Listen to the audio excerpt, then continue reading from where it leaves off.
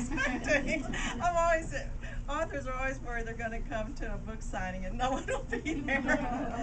And then usually when people show up, people walk by and they ask you where the restroom is because they think you've been there. Oh, God. I thought I was going to have to park in the church next door. I was here at 5:15. Here I got started. I walked here 30 minutes.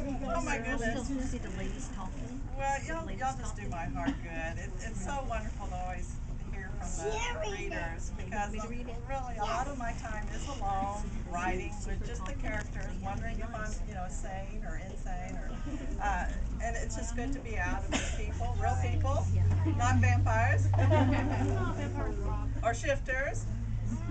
Is it tonight? We may have a few surprises. When the sun sets, we may end up with a few surprises. So, would y'all like to ask questions? No. Who has a question for Kerrelyn? How did you start this series? This is Vicki Yelton. She's one of my critique partners. And there's another one back there, Sandy.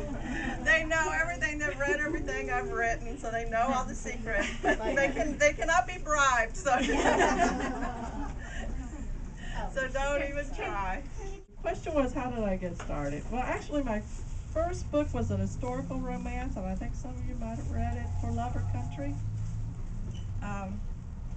I grew up mostly reading historical romance, though that's probably not all that surprising because back then, way back then, most romances were historical, and there weren't that many paranormal books out there. And so I grew up reading historical romance, loved it, and just always assumed I would write historical romance.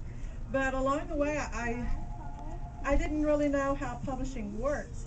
I thought American set historicals would sell, and that's what I wrote. I still actually have a few under the bed that will never see the light of day because they will not. Publishers really will not buy American set historicals. If you look at them, they're usually set in British Isles. Yeah, Scotland or England, and they usually have dukes or. Mine were regular guys. I just couldn't do the Duke thing, Too American. It's like, these guys have never worked for a living. What do they know? So, after I found out that the American set historicals weren't really going to sell, I started thinking along the lines of paranormal. And I've always loved paranormal. I love the shows. I love fantasy. Love Lord of the Rings, Harry Potter, all that stuff. So I thought, well, why not? I like that stuff. Why not give it a try? So I let the ideas go around in my mind for a while, and I thought, okay, vampires are fun because basically I knew I'd be writing comedy because even the historical came out funny. Everything I write comes out goofy. I can't help it. So I thought, well, vampires really are kind of funny because this is the whole deal of, are they alive or are they dead? What are they? And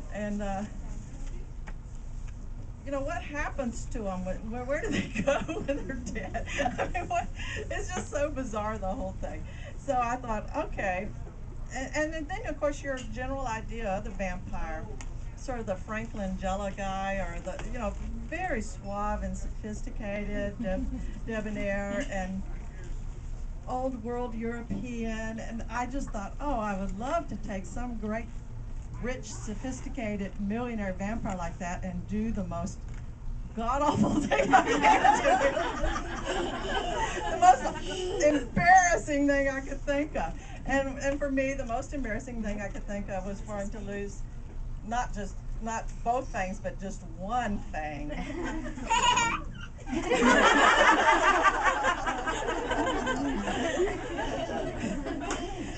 Good, that's a great sense of humor.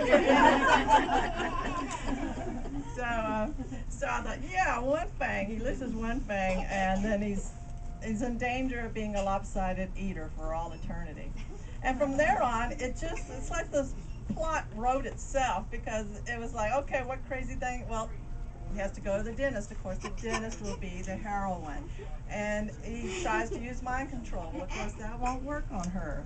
And she also faints at the sight of blood, and it just went crazier and crazier. Though my friends know, because well, it's hard to be rejected. You know, my historicals were being rejected for a couple of years, and I'm feeling kind of down, thinking my career's over, and I'll never write again, never be published again. And so I hesitated, because I thought, I'm not sure if I can do this. So they know the truth. They know that at one point, I had the idea, I just wouldn't sit down and do it. I caught the flu. And while I was zonked out on NyQuil, and all those fears and inhibitions were gone, I sat down and wrote the first 3 chapters of How to Marry a Millionaire Vampire. I sent them to my agent, and this poor lady, I love her. She had been trying her darndest to sell those historicals for several years. No nibbles, no bites. She believed in me and she kept trying. She sent out those 3 chapters, and within a week we had 4 offers. And that's when I learned an important lesson of being marketable. Drink lots of NyQuil. The importance of having something that the publishers actually want. And so we ended up with Avon Books, and they asked for 2 books, a 2-book contract, because all they had were the 3 chapters. They weren't really sure if I could finish the book, so they're like, well, we'll take a chance with 2 books. And I'm partying with my friends, and then all of a sudden this terrible realization comes to me. I have to finish this book without NyQuil. Yeah, you could So a few months later, I sent in the full manuscript to my editor and told her, you will be glad to know that I did this without the aid of drugs. And so that became the first book, and then Vamps in the City, the 2nd book. And luckily they sold really well, and Avon was happy with me, and so they asked for 2 more, I think.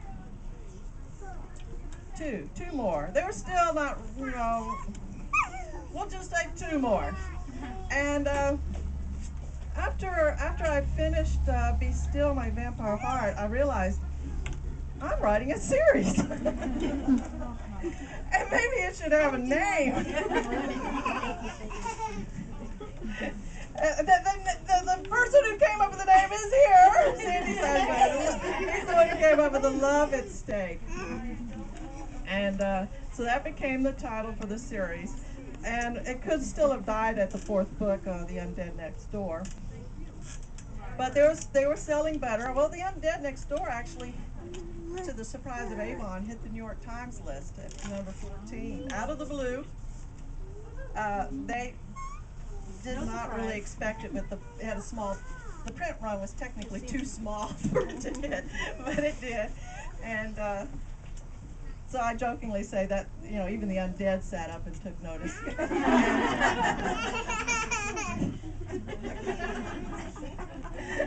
Kids are hilarious.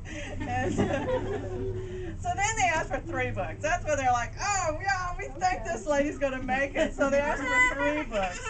And that became All I Want for Christmas is a Vampire, Secret Life of a Vampire, and Forbidden Nights with a Vampire. And you'll be happy to know that after that they asked for a 4-book contract, which took the series up to 12 books.